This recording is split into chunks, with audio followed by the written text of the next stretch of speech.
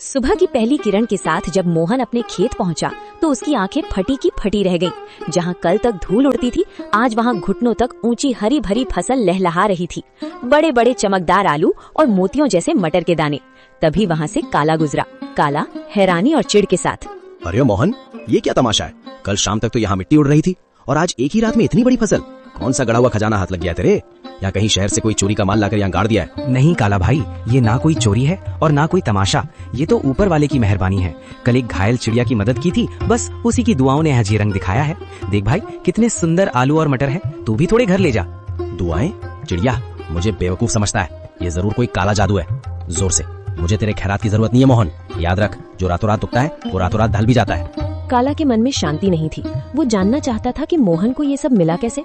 वो बिल्ली के कदमों से मोहन के टूटे हुए घर के पीछे पहुंचा और खिड़की से कान लगाकर सुनने लगा। अंदर मोहन, बिमला और माँ बातें कर रही हैं। मोहन, मुझे अब भी यकीन नहीं होता। वो सुनहरी परी सच में हमारे लिए फरिश्ता बनकर आई थी।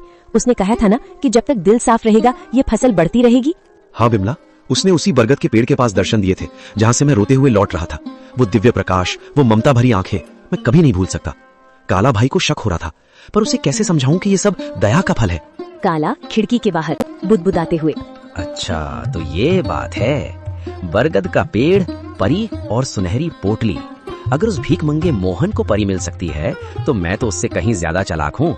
मैं भी कल उसी पेड़ के पास जाऊंगा और उस परी से सब कुछ छीन लूंगा। काला सुबह सुबह उसी बरगद के पेड़ के नीचे पहुंच गया। उसने एक जाल बिछाया और एक चिड़िया के आने का इंतजार करने लगा।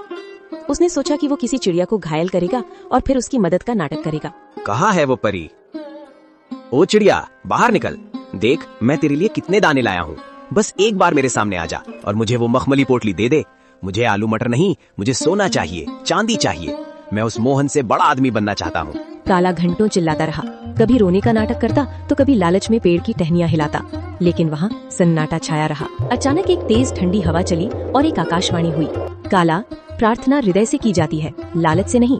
मोहन ने एक जान बचाने के लिए अपनी कमीज फाड़ी थी और तू एक जान लेने के लिए जाल बिछा रहा है।